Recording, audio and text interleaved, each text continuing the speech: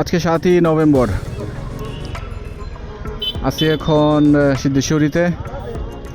রাস্তায় ছিল প্রচুর জ্যাম। 7ই নভেম্বর মানে তো আপনারা জানেন বিএনপির সমাবেশ। সো ওদিক দিয়ে অনেক কষ্ট করে ঘোরায় টোরায় আসতে হয়েছে। বাইক থাকাতে অ্যাটলিস্ট টাইম মতো আসতে পারছি। এখন একটু এলিফ্যান্ট রোড যাব ভাবতেছি।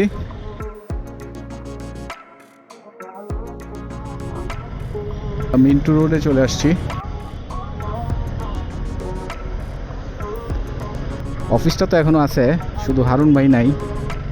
এই যে সেই ঐতিহাসিক হারুন ভাইয়ের ভাতের হোটেল নামে পরিচিত। এখানে সিকিউরিটির পরিমাণ অনেক বেশি হয়ে গেছে আগের চাইতে। আর্মি টার্মি থাকে, বিভিন্ন ধরনের সিকিউরিটি ফোর্স থাকে। এই এলাকাটা এখন আগের চাইতে অনেক বেশি ভিআইপি হয়ে গেছে, যেহেতু এখানে উপদেষ্টাদের একটা মুভমেন্ট আছে মনে হয়, বা থাকে মনে হয়। ওনারা সম্ভবত ইউনূস সাহেব এখানে থাকতে পারে, আমি ঠিক শিওর না।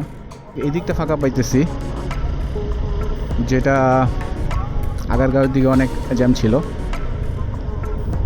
পার হইতে পারবো দেখি দেখি, না মনে হয় আটকে দিল।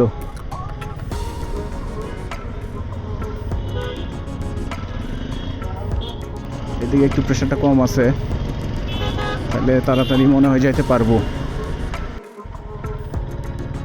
মোতালেব প্লাজার পিছন দিক দিয়ে রাস্তাটা, এদিক দিয়ে গিয়ে সামনে হাতির পুল দিয়ে বের হওয়া যায়, ইস্টার্ন প্লাজার দিক দিয়ে গিয়ে বের হওয়া যায়।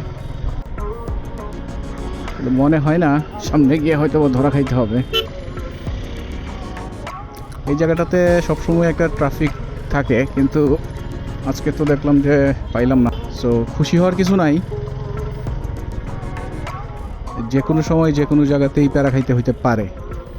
খাইতে হবে না, এই রোদের মধ্যে প্যারা খাইতেছি অলরেডি। যাই হোক, ছাড়লো। এই যে এক একজন এক এক দিক দিয়ে আসতেছে, যাবোটা কেমনে বলেন? খালি হাতের ইশারা দিলে তো আর হবে না।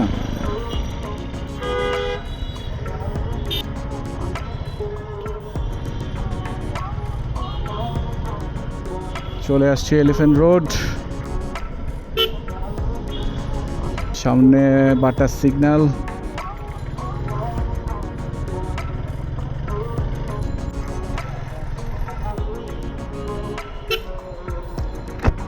এই হচ্ছে বাটা সিগন্যাল, বেশি সময় লাগে নাই, ছেড়ে দিছে।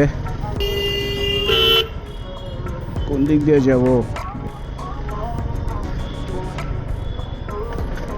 এলিফ্যান্ট রোড আসলাম, কারণ এই ট্রাফিকের যন্ত্রণায় আসলে আর বেরোতে ইচ্ছা করে না।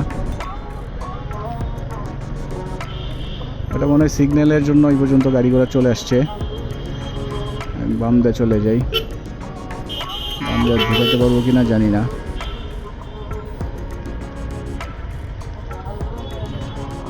সামনে পার্কিং করি, এটাতে পার্কিং করলে একটা ঝামেলা, সময় অনেক নিচে পার্কিং করতে হয়, পার্কিং পাওয়া যায় না। তার চাইতে